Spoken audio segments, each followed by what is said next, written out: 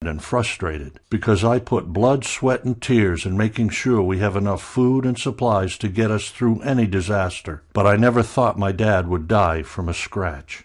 So why am I sharing this story with you today? It's simple. I used to believe the biggest threat in any crisis was the lack of food, water, or shelter, but the truth is the number one killer in a crisis is disease and infection. And it doesn't matter if it's an earthquake, terrorist attack, or the collapse of the dollar. One of the first things to kill most people in a crisis is an illness or disease. It took me years to get over what happened, and I needed answers. I talked to doctors and friends, and I researched for months. And here's some jaw-dropping facts I uncovered. Most Americans think our medical system is the same as other first-world countries, but in fact our medical system is a ticking bomb waiting to explode. The American College of Emergency Physicians, ACEP, rates our medical system with a D+, and in some states it only manages a startling F-. This means if there's a major emergency, your hospital won't be able to help you. During Katrina, non-threatening illnesses turned deadly because of lack of supplies and medicine. Imagine what would happen if we faced a national disaster. Hospitals would be packed to the brim within hours, or even worse, closed down for good across the country. Minor conditions could turn deadly in days, even hours, without medical care, and the death toll would be astronomical. And you won't get life-saving medicine even if you tried, because pharmacies will shut down or get ransacked by addicts. Trucks carrying medical supplies stop with the next terrorist attack, natural disaster, or economic meltdown, and pharmacies are emptied within minutes. And that's not all. Public services like police, ambulances, garbage collectors are out of commission for days, weeks, even months at a time.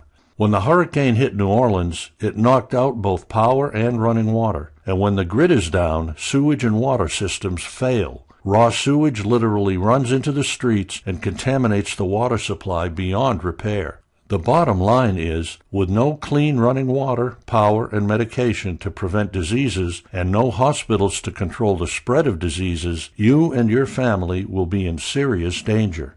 After my father's death, I realized how oblivious I'd been to the real danger. I couldn't live with the thought of my kids dying because of some scratches. I knew I had to do something. I glued myself to the computer and I worked like a dog. I spent the first few months looking on forums and websites, but I found nothing. The only answers I found were stockpiling medicine or getting some first aid training.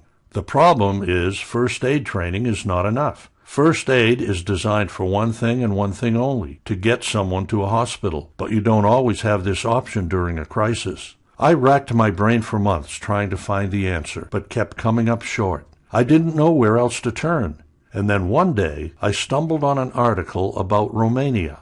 I finally realized the answer may lie in poor countries. Romania is a European Union country, but just barely. It's also one of the poorest countries in Europe, and poorer than many African states. Romania's entire national health budget is $2.6 billion, 2 times less than Johns Hopkins Hospital for a year, which makes it on par with many third-world countries. I discovered that very often Romanian doctors are forced to treat their patients only during daylight. Why? Because there isn't enough money to pay for power bills. And patients have access to only $811 worth of treatment, while a U.S. patient's life is worth more than $8,000.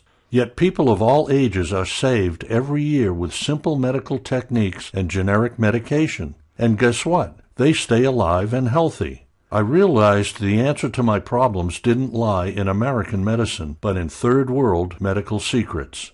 2 years ago, I found a Romanian doctor willing to help me. His name was Radu, Scurtu, and he's a general surgeon. But he's not your typical first-world doctor. Radu's a special kind of doctor who's seen both sides of the medical world. He lived and graduated from medical school in Romania, and he was trained outside the first-world comfort zone of unlimited supplies and technology, where need often exceeds want and where doctors are forced to pay out of their own pocket to get things like gauze or syringes to treat patients. And then he moved to work and live in Germany, one of the world's leaders in medicine, and he's seen the latest technology and medical techniques. When I asked him how they did things in Romania, and how did you manage to keep so many people alive without modern medicine,